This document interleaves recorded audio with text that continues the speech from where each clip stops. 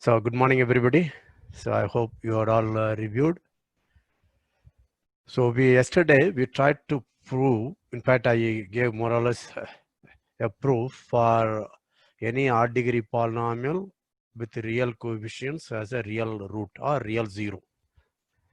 Nowadays, algebra will say zero, right? That's okay. Zero of a function makes sense. Okay, good. So today let's complete the proof, as I said, because it uses estimate. So let's try to do that today. So I will start sharing the screen. Where is it? I think this is the one. No, unshare document. Yeah, this must be the one. Do all of you see this? Okay, let me look at the participants list because I need that. Yeah, very good.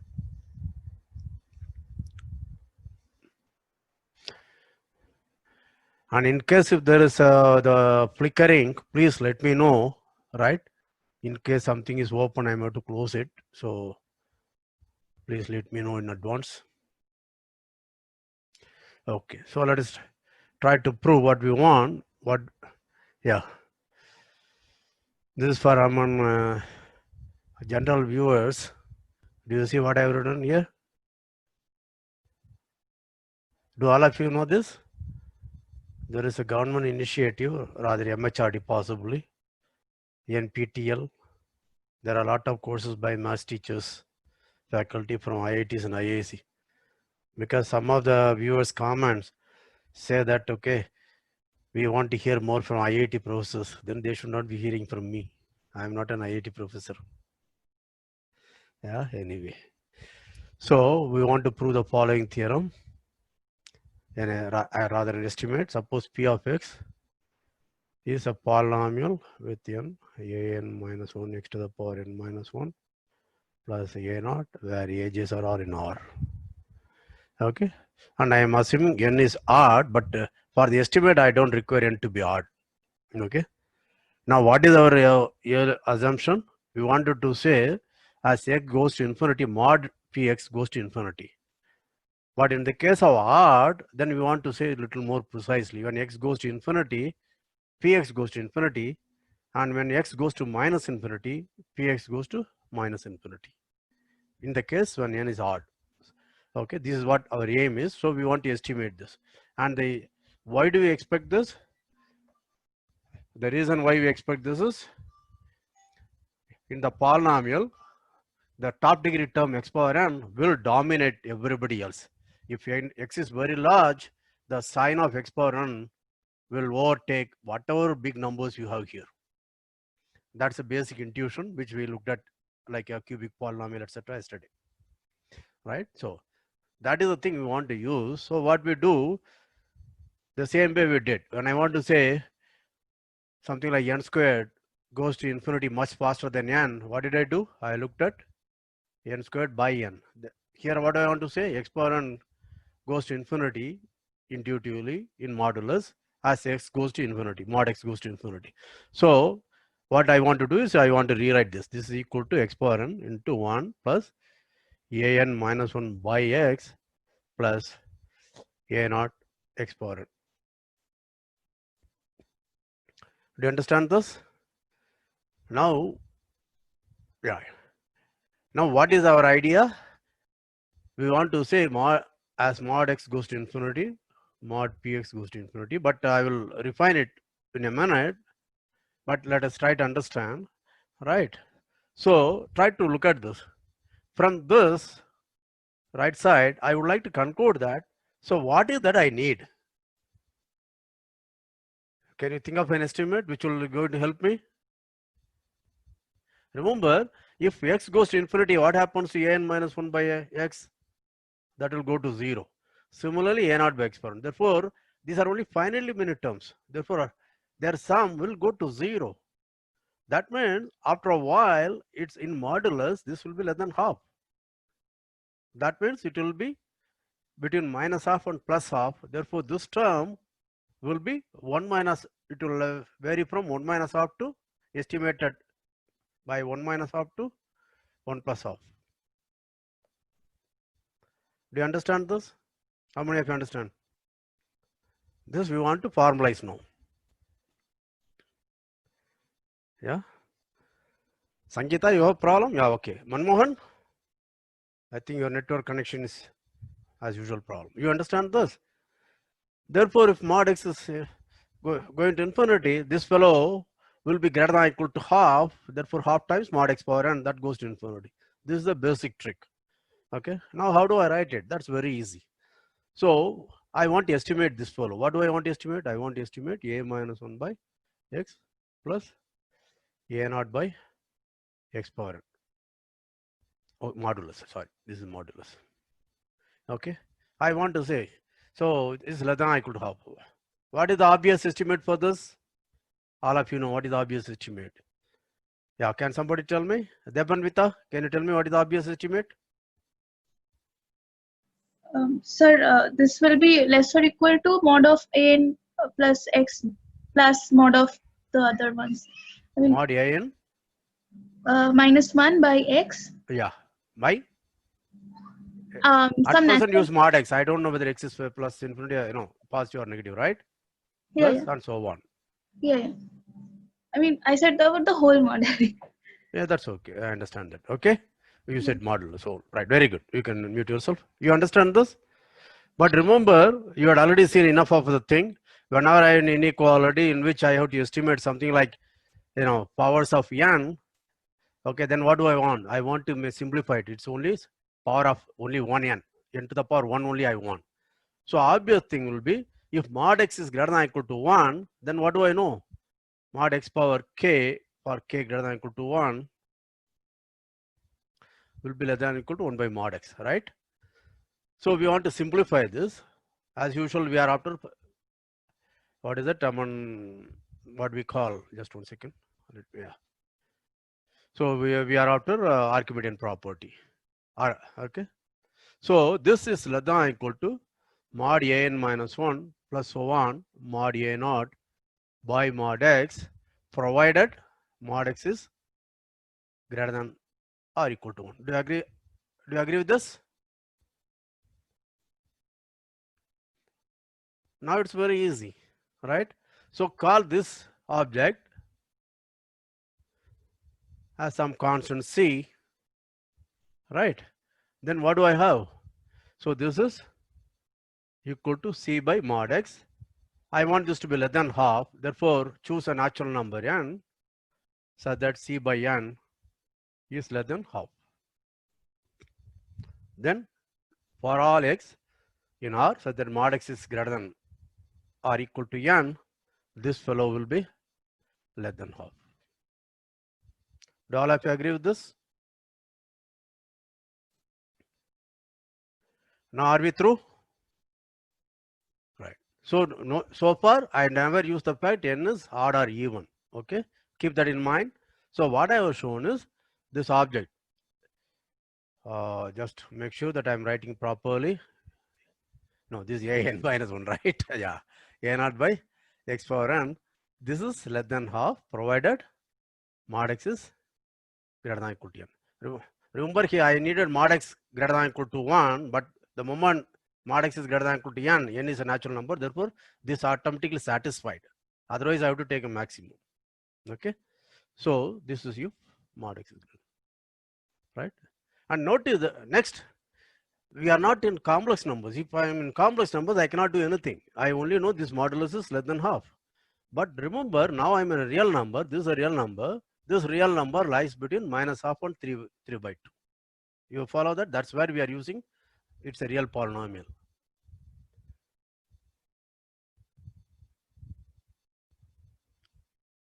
Therefore, a n minus 1, right? Just to make sure I may write something. Okay, since I'm more interested in explaining. So this lies between minus half and 3 by, so 1 plus, sorry. So this lies between minus half and plus half. 1 plus minus half. So half to 3 by 2. Pardon me? Minus 1 plus minus half, the lower bound. Yeah. Yes, there will be more. Yeah, okay. Yeah, right. Correct. Yeah, I forgot. I wanted to write only this much. This is less than minus half to plus half. But then I wrote 3 by 2, so I had to add 1. Okay, the correct thing I wanted to say was this. Yeah. Okay. Therefore, if I add 1, Minus. yeah. Okay.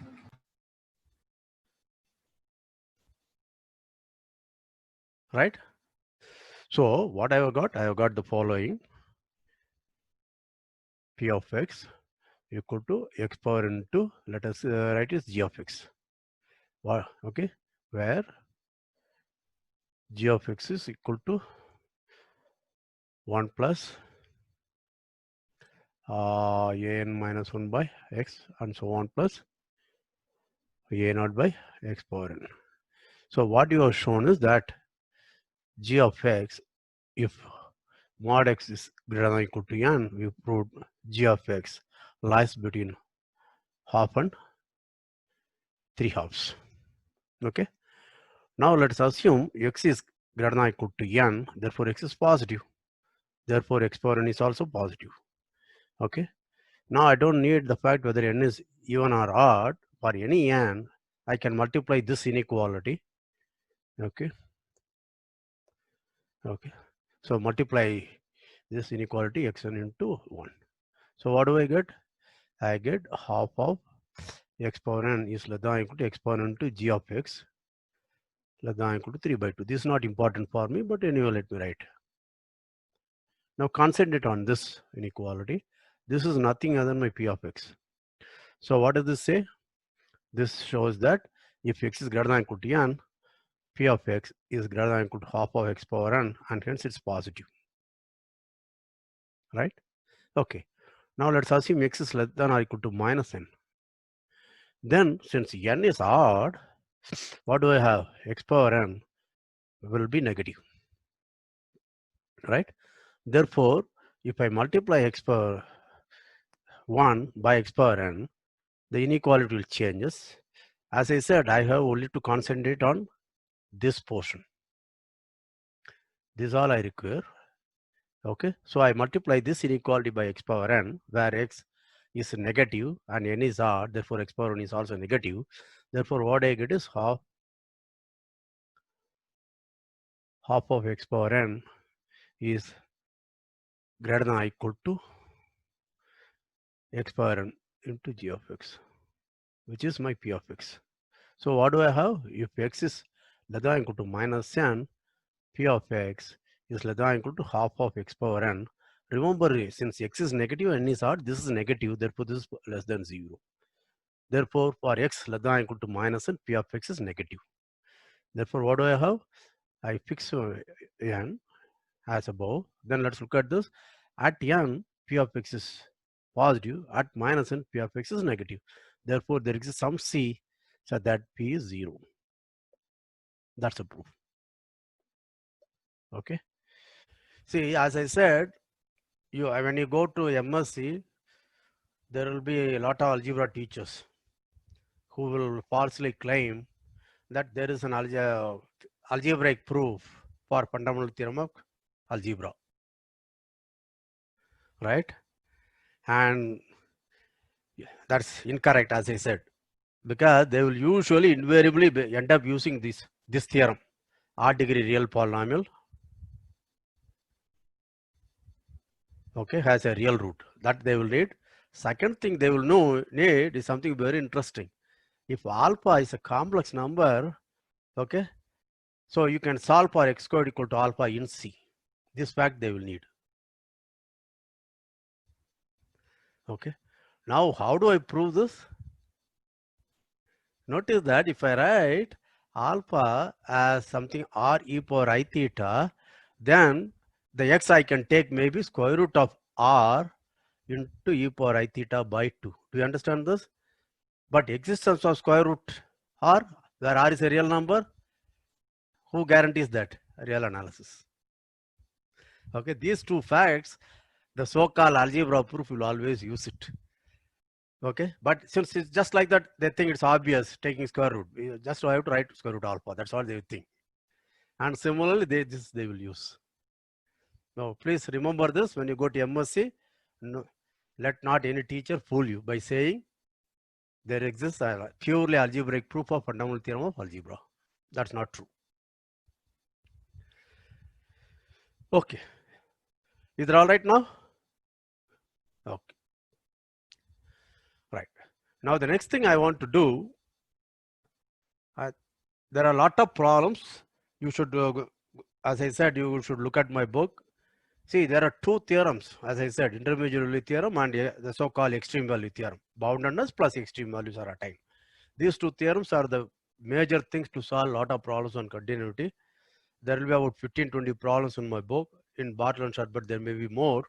Please try to solve at least 10 to 15 problems. The moment a problem occurs, you should be able to guess whether I want the Bolzano's theorem, which talks about extreme value, or I need intermediate value theorem, or some combination of both. Okay. And yesterday, I think it was Alapan or Raman who alerted me to say this. Let me say that. Suppose this is an interval in R, and this is a continuous function, then what do I know about f of j? This is a subset of R. This is an interval. Okay. See, this does not make sense unless we have made a definition of interval, which we have done. So to check this an interval, what should I do? Start with any A and B here. Then any C in between also is in f of j. That means this fellow is of the form f of x1. And this fellow is of the form f of x2. Right? Now the value C lies between f of x1 and f of x2. Therefore, what do I know? By intermediate value theorem, there is an x between x1 and x2, so that f of x equal to C. That means any intermediate point also lies in the set. That means f of g is an interval. Do you understand this proof? Okay. See, because of people have learned topology, connectedness, they all go over, kind of go gaga over this. Okay. The continuous image of an interval is an interval, because they remember continuous image of connected set is connected. So they have to say this. Okay. Now the next thing we want to talk about epsilon delta definition. So for all practical purpose, whatever we have to learn about continuity, we have learned it. What is missing is nowadays the standard definition is using perhaps epsilon delta. As I said, using limits is very archaic. We will come to that later after epsilon delta. So I want to talk about epsilon delta definition of continuity. So for that, usually students have problem. In fact, this is the one which really puts them up. Okay, continuity definition in terms of epsilon delta, students have problem, and it drives them away from analysis too often. But let's start asking a question. Suppose you take any element in the world, like a gold, silver, tin, aluminum, right, or helium. Can anybody in this world provide me 1 gram of any of these things with 100% purity?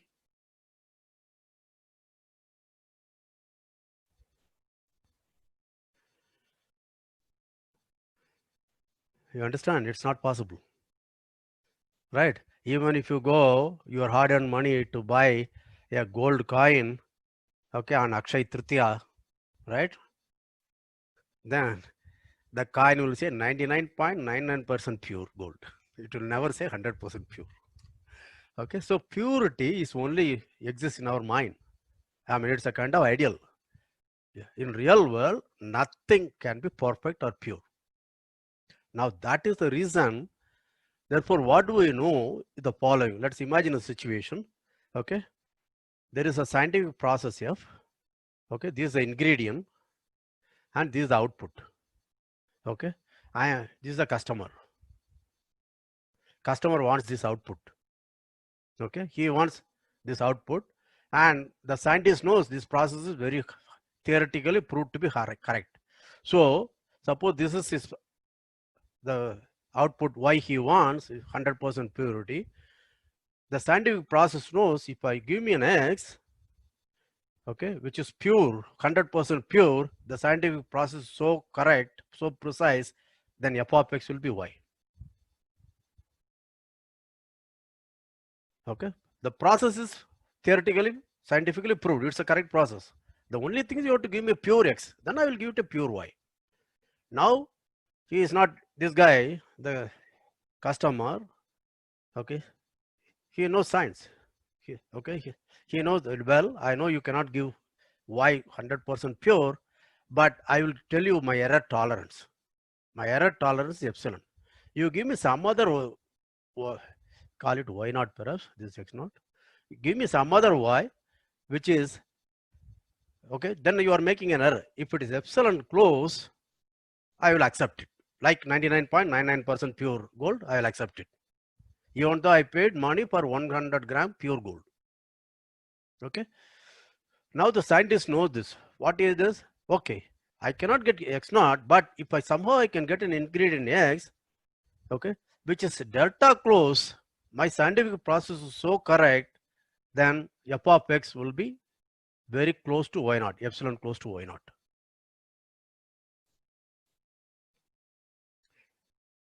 Do you understand that? Therefore, once the error tolerance is prescribed by the end consumer, end user, then then I have to control the ingredient. Therefore, the ingredient will be epsilon close to this y naught.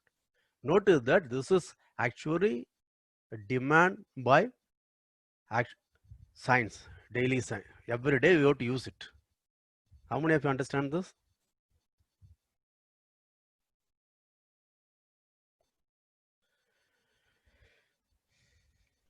So this is the reason, right? And the epsilon thing may be demanded by a lot of people. You know, that may vary with your end consumer. See, for example, with the gold, I may want it to be 99.99%. Yeah, I am coming to Aman. I may want it to be this much of purity. That is, I am allowing only 001 or 009, whatever it is. Okay. This is the maximum error. I may allow some such thing. You understand? Okay.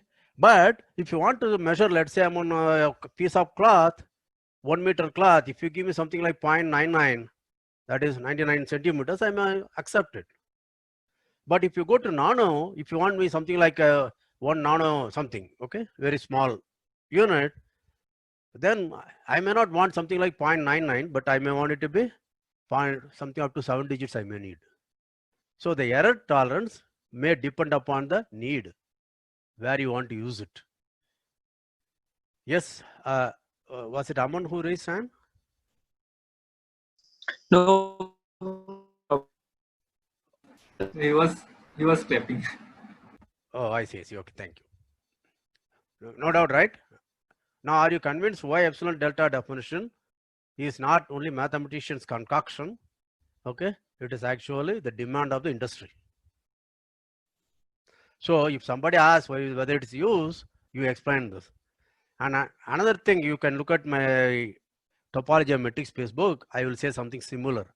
Okay, this is the terrorist scam, and this is a missile. If you launch it at, let's say, it's something like 2000 kilometers with 70 degrees elevation, with the northeast wind less than 8 kilometers, between 6 and 8 kilometers, it will hit exactly y naught. But you could never be sure the launching, okay, speed is 2000 kilometers. It may be 1978 or 2014. So you have to take it. And similarly, when I elevate this missile, the rocket, then you cannot be sure it must be only 32 degrees. It may be 31.7 or 33. Okay. So this is your delta variation you allow. But then what will happen? When the bomb hits, it will hit at least 1 kilometer radius. Therefore, if it lies within 1 kilometer radius, this terrorist scam will also be destroyed. So I am happy as the Prime Minister. You understand this? So these are all very, very practical applications of continuity. Okay. Now let us look at a very precise definition. Now that I am motivated, let me write our definition. So let F, as usual, A is a non-empty subset of R, not necessarily interval.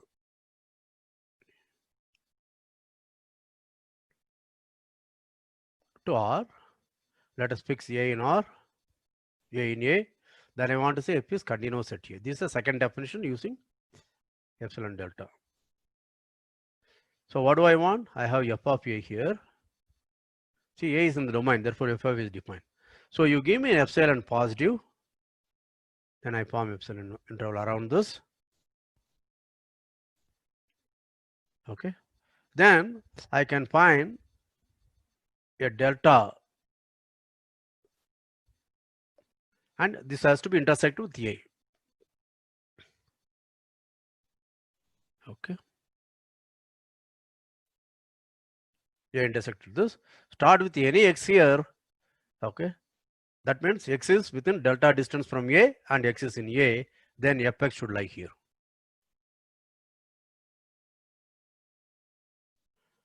Okay.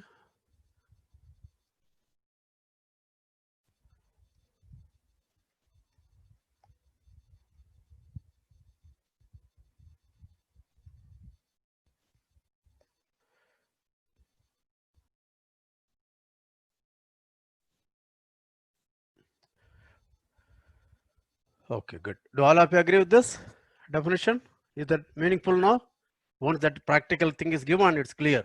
You want, if you give me A, I will get f of A, but I may not be able to get, then therefore I tell you what is the error tolerance, epsilon error tolerance. It depends on the end user. Okay, I may be lenient, somebody else may want smaller A epsilon. Yet another person may want still a smaller epsilon. But all I have to make sure is, I have to choose X which is very close to delta A. Therefore, I have to prescribe a delta. I have to find a delta so that for all X in A intersection this, of course, this is same as saying X belong to A and mod X minus A less than delta implies mod Fx minus Fa is less than epsilon. I prefer this because it's a little, it looks geometry, whereas this looks inequality. But both are required. Is the definition clear to all? Most of you must have already seen it. Right. Okay. Now, there are two things. Why students don't like this epsilon delta is, first thing is they don't understand why you created this definition. And second, many times you might have seen the students make the mistake. Which comes first? Now, if you look at my example, it's very clear which comes first. The end user prescribes how much error he can tolerate. Therefore, epsilon. Epsilon for E for error. Okay. That's a way to remember. So I tell you how much error I can tolerate. Then what do I have to do? I have to input, control the input. That is my delta. Okay, good. Many times students, some of your friends may also write, for every delta positive there is epsilon. They may write such thing. Yes, have you seen it? Okay. And that next problem for them, first they don't understand the definition. Second, when they write the definition, they get confused which epsilon first or delta first. And the third thing is, you look at many of the textbook, okay, they would like to check if is continuous at this point, let epsilon be given, then immediately they will pull a rabbit out of the hat. They will say, let delta equal to this, minimum of this and that. Then they will verify. Okay, it's a verification process.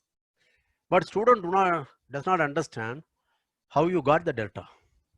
So these are the three problems which students face when they come to continuity.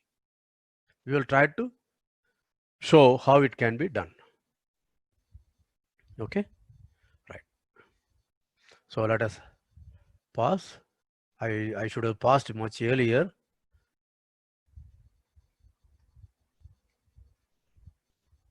For viewers, because they should know when to pause it. Immediately after a polynomial also they should pause it.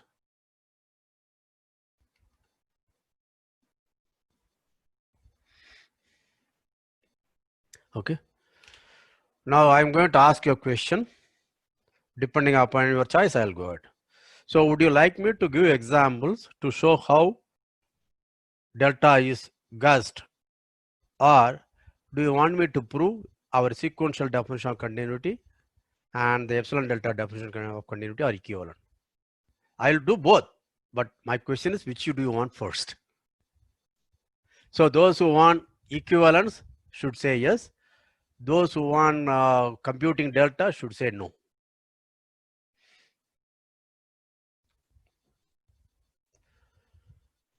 Aman? So now there is a tie. What do I do now? Okay, is there, does Toss. anybody want to change? Okay, now I think all have said the computation of delta, right? That's a no.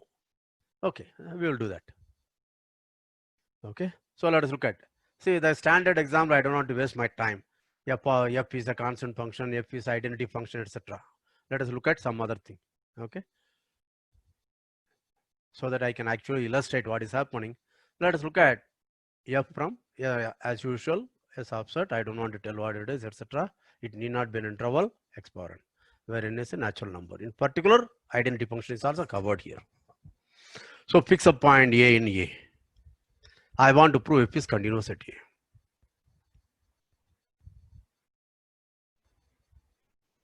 We had already seen this, okay, using our sequential definition. Now we want to use epsilon delta. The first trick is, as I said about sequences, the same trick. Do not worry about your epsilon and n, capital N there.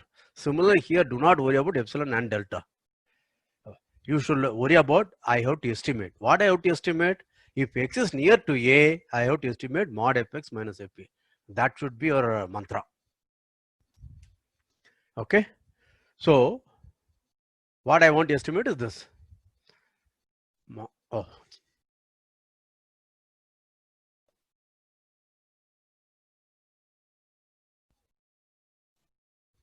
I want to estimate modulus of fx minus fa. But this is x power n minus a power n. The moment, for example, when n equal to 2, you will have x squared minus a squared. What is the natural instinct for us? Can somebody tell me what is the natural instinct? To break in factors. Right. So in the case of x power n minus a power n, that also we have done. Do you remember? A non-negative numbers, a is less than or equal to b, if only a power n is less than or equal to b power n. The same kind of factorization I can do here. You understand this? Therefore, I will have this is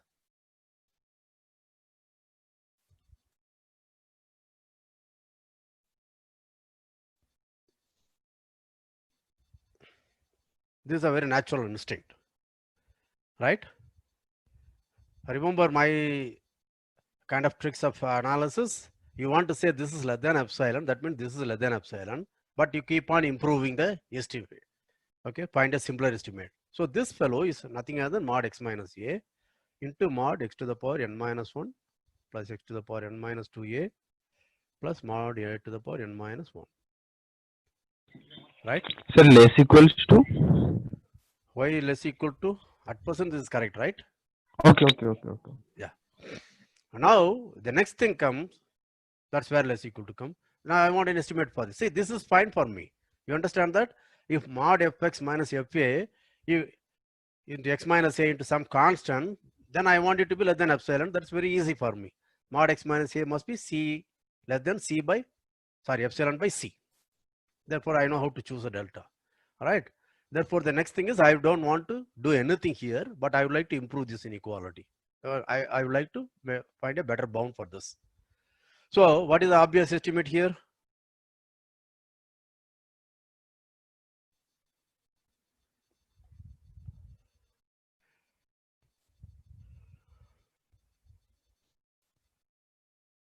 Is that okay? But this doesn't still help me, because this, in the case of like, an goes to a, then if in the estimate, if an comes, I don't want it. It should be independent.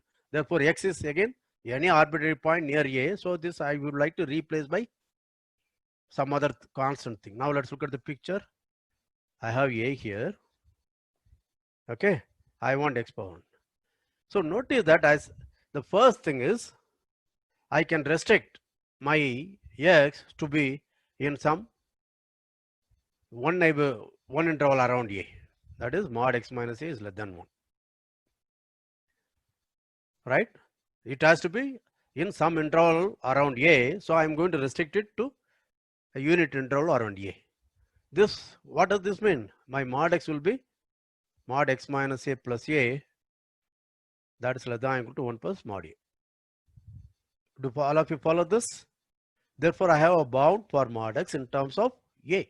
That's a constant because I'm concentrating only on a now. How many of you understood this? See, you see that our usual trick, alpha less than beta, then try to say it's less than or equal to some gamma, less than or equal to delta, let delta less than beta kind of argument.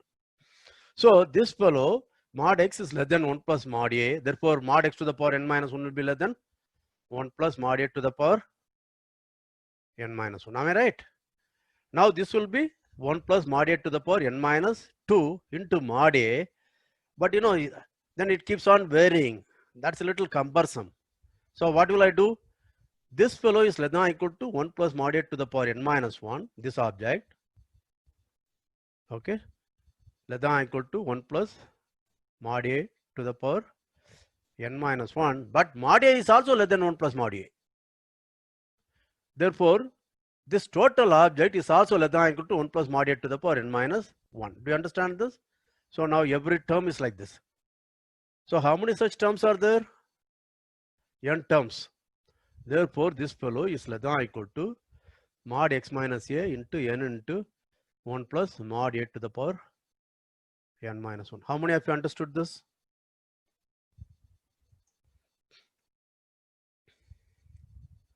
Right. Now I want this to be less than epsilon.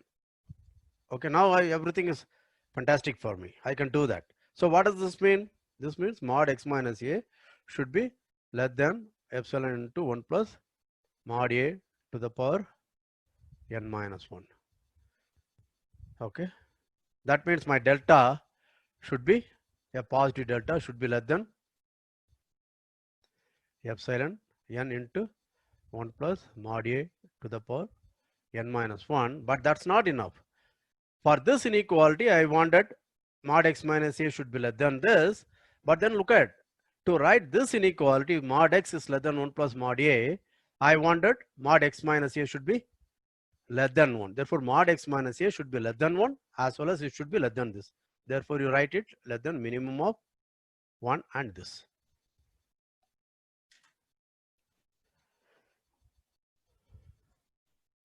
How many of you understood? Now, just imagine yourself, if suppose this is the first time you are learning epsilon delta, I define epsilon delta, immediately I look at this example. So I want to check f is continuous at a, let epsilon be given, then take delta equal to this. Okay, naturally you will like to run away from analysis. Okay, either the teacher has a fantastic memory to write this, yeah, or he has a, like as we do in exams, he has a chit of paper, a bit in which he has written the delta. So he has to look at it and explain. Now do you understand this? Now it's a verification is easy. How many of you can do the textbook verification? So let epsilon be given and choose delta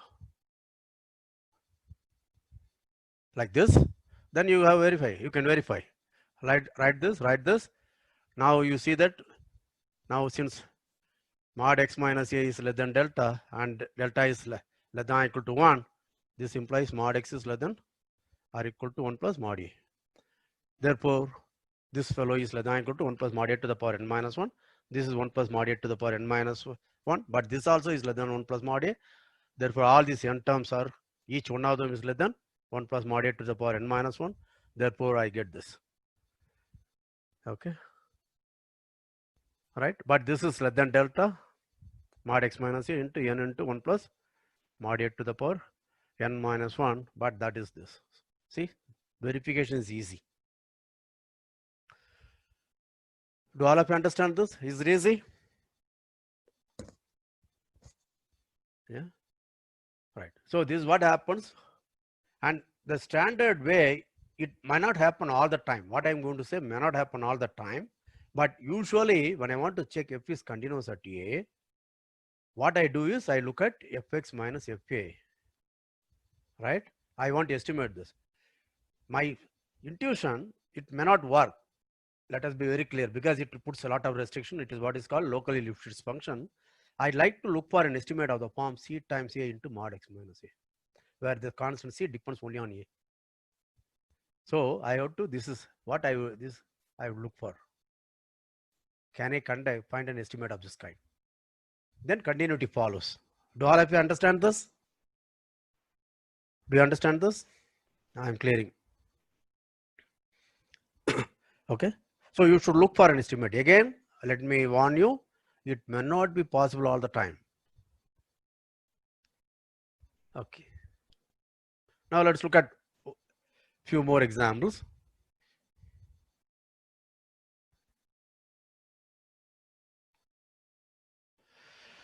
Let me fix an alpha positive. Let me look at the set A to be alpha to infinity. This also many people looks like infinity, right? Yeah. Very good. So this is same as set of all x which are greater than or equal to alpha.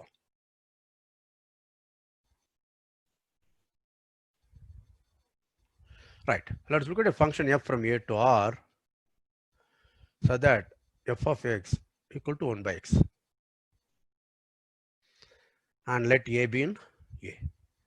Again, notice that we had already checked the continuity of this function.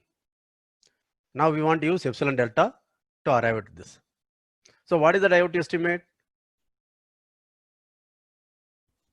IoT estimate fx minus fa. These are all easy. This is 1 by x minus 1 by a. This is also easy. Now what do you think I will do?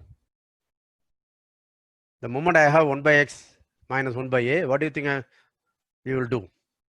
Yes, Manmohan, what will you do? Take LCM and Yes. a minus 6 Yeah. modulo. Notice that x and a are positive, therefore I am not putting modulus here, but I don't know which is bigger, which is smaller, therefore I am putting mod x plus. You understand this? Now notice that where is x?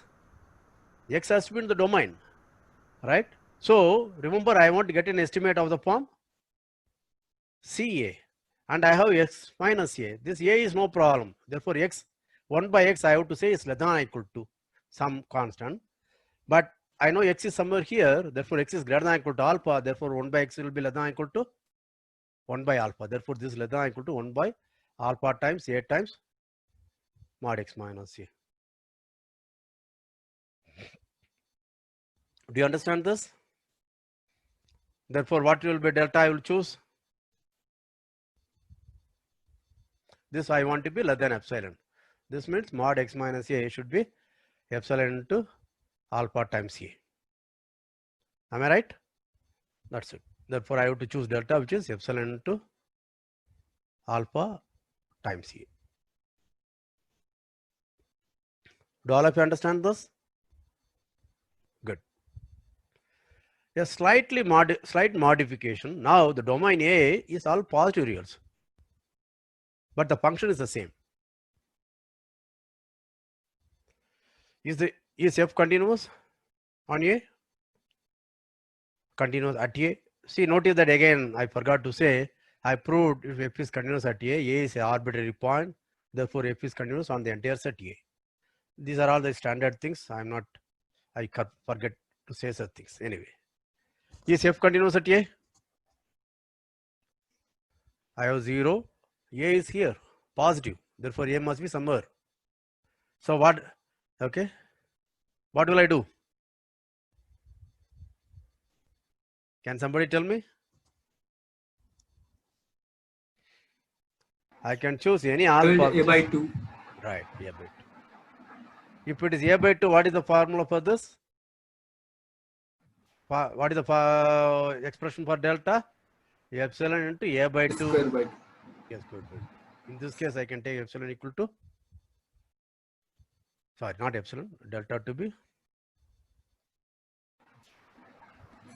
Am I right? Do all of you agree? Epsilon Epsilon into times Yeah, a yeah, square right. b. Yes, right. Epsilon A squared by 2. Okay, very good. Now let's look at some non-continuous thing. Let us try to do that. Let us look at our earlier example. Okay, this is 0. At here you put any constant c, I don't care. And let us say this is -1 here and +1 here. And this is c. C could be any real number, I don't care. It could be -1, it could be +1 or anything else also. I want to check whether f is continuous at 0. I am sure all of you know the answer. It is continuous to all points which are non-zero, but it is not continuous at 0. Is this clear to all? Now we want an epsilon delta proof. All right? Right. How do I get a proof? Again, think. So suppose it's continuous, what will happen? You have to choose a delta interval around 0. Therefore, I choose minus delta to plus delta. Right? Then I know I can find a point which is negative. I can kind of point which is positive. Right? Therefore, do you see a problem there?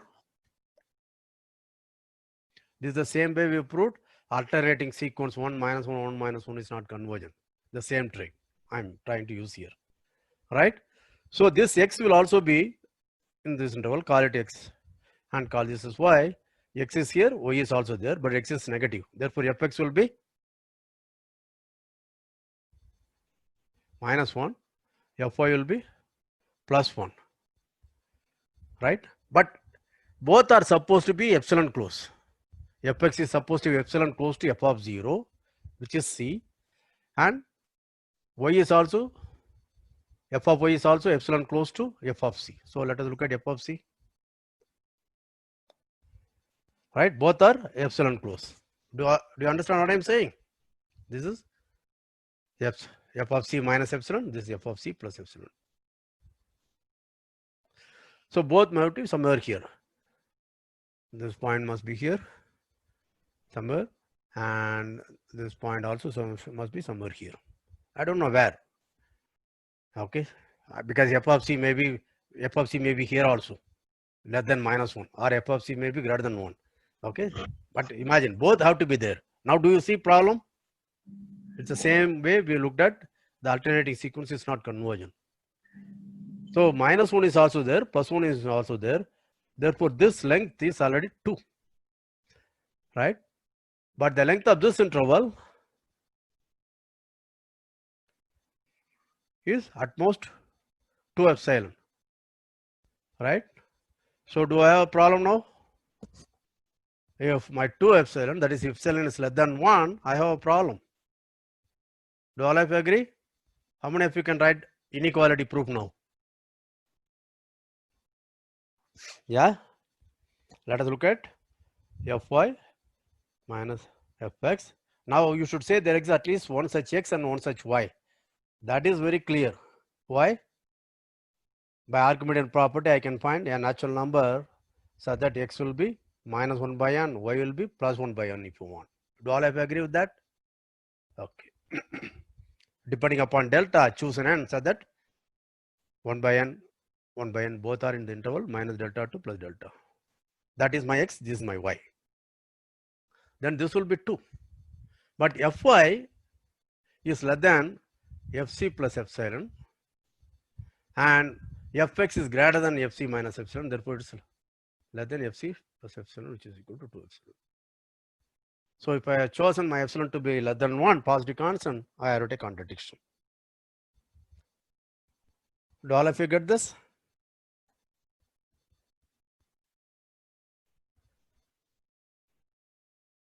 Yeah? Right. Now let us do one more thing, just to make sure that we all of us understand. I have only 8 minutes. Let us see. Let me try, otherwise I will continue another day.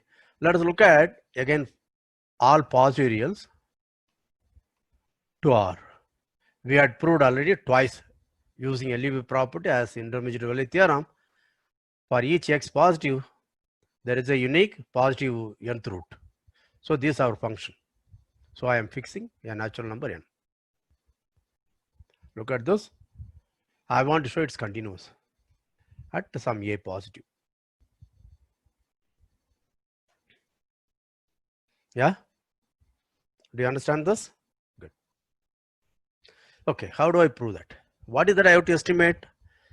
So your IoT estimate fx minus fu. But that is going to be mod x to the power 1 minus n and a to the power 1 minus n. Do you understand this? Right. Now do I know how to estimate? See, now your memory should trigger. Remember what did I do? I said you should remember this is my desire. If I can show this less than or equal to mod 6 less than or equal to c times ca into x minus a, then I will be able to prove that. This means x minus a, I want to be greater than or equal to some constant times this fellow. Do you understand this? I am working backwards. Are you following? This is what I want to check. Right? This kind of estimate I would like to arrive at. Then if it were true, then mod x minus a must be greater than or equal to some constant time this. Do you understand? Now how do I get that constant? Yeah. Idea is easy. Now I do not know how to factorize x power 1 by n minus a to the power 1 by n, but let me call it x to the power s equal to x to the power 1 by n and t equal to a to the power 1 by n, then s power n equal to x and t power n equal to a. Therefore, this is nothing other than t power n minus a to the power n, not a, t power n minus s to the power n. Yes. You understood this? How many of you are following the trick? Right?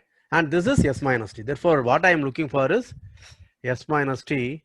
I want to look for something to do with some constant c which may depend upon a t power n minus a power n. Now it is easy. I know how to factorize. And I have to find not an upper bound for this, but now remember this is s, sorry. I keep writing a, but I mean s. Are you following this? How many of you followed this up to this?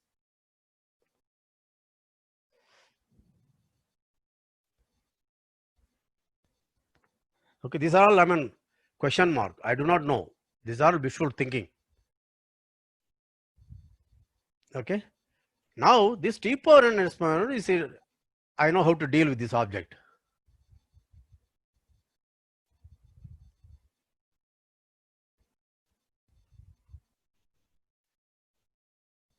Now notice that what do I want?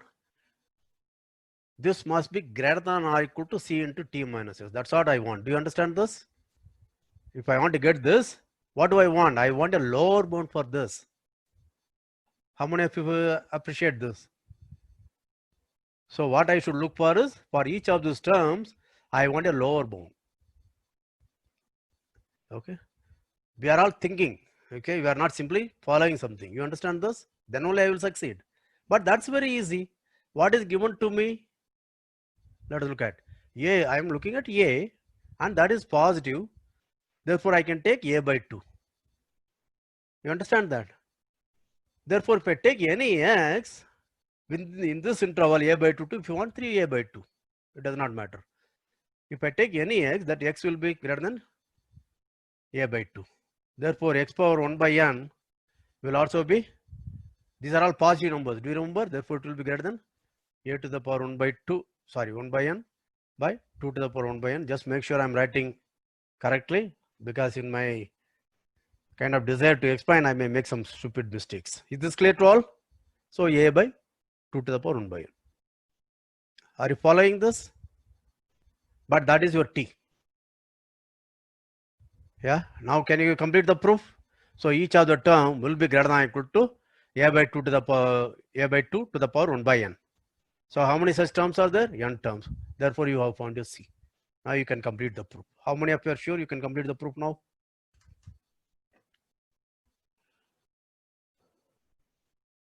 Right. So you will get a delta, but remember, my delta should also be less than a by 2, because to get this estimate, I already restricted my x to be in the a by 2 delta interval around a. Therefore, my delta should be minimum of a by 2 and whatever constant you are going to get in terms of epsilon. You see that? Now these three gives you a very good control how to work with the delta kind of thing. Just pause, review. Okay, let me see whether I can think of something else which I can do in the next 5 minutes. Otherwise, we'll stop.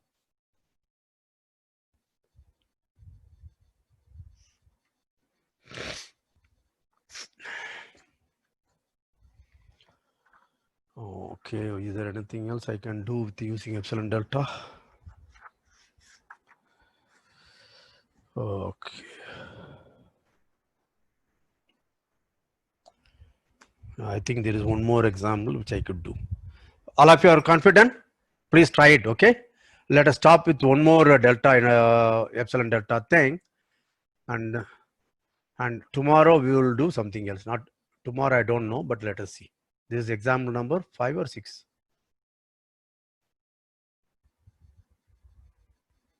5. Okay, now let's look at the function f of x equal to, let us say, okay, x. If x is less than or equal to 0 and x squared if x is greater than 0. I'm sure all of you know how to draw a picture of this, right? Yes? From the picture, what do you think? It's a continuous. The only problem I have to look at is 0, right? At non-zero point, it's obvious. If it is non-zero, I stick to negative things, then it's only the identity function. Or I stick to only positive thing, is x squared, and therefore it will be continuous at every non-zero point. I only have to check continuity at 0. It's continuous, right? Let us prove it. So what is that I have to estimate? I have to estimate fx minus f0, right? Now f0 is 0, therefore I have to estimate mod fx. Now comes the problem, right? If x is negative, mod fx equal to mod x. If x is negative, and if x is positive, it's going to be x squared or mod x squared. Right? I want to say it's less than epsilon. You understand? Okay. So what is that I should do? Now notice that this is where again we are going to use. Remember, continuity is a local problem. So I want to check continuity of f at 0. Therefore, I can restrict myself to small intervals around 0. I don't look for what happens far away from 0. Right? Therefore, I can as well assume my x is going to be less than 1. Oh my gosh. This is a grading problem. So if I assume my mod x is less than 1, then this is the picture I have. Right? Now, if mod x is less than 1, then there is obvious relation. What is the relation between mod x and mod x squared?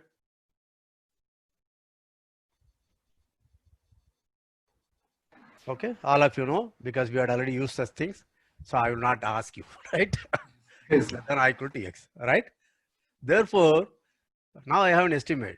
So if mod x is less than 1, then mod x minus f of 0 is same as mod x. Okay, this is less than or equal to mod x. See, now we got an estimate, right? I want this to be less than epsilon. Therefore, what will I do? I'll choose delta to be less than epsilon, but also I want it to be less than 1. Therefore, I'll choose it to be minimum of 1 and epsilon. I think I got it correct. How many have understood this? Yeah? Okay.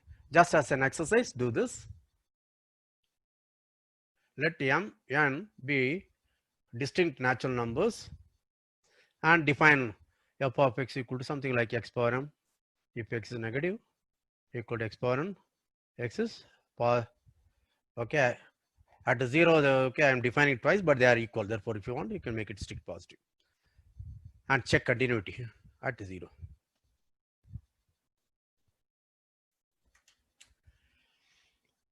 Okay. Just for practice. You see that they look different, but I want to get a single estimate like we did in the last exercise example. So now I hope you are reasonably confident how to work with epsilon delta. Okay. The next thing I would like to say is we will look at some example where I may not be able to get f of x minus f of a in modulus is less than or equal to CA times mod x minus a. I may not be able to get. But again, we will do with epsilon delta. We will try to see how to do that. Okay, in the next lecture. And other thing, there is a shortcoming in all our things.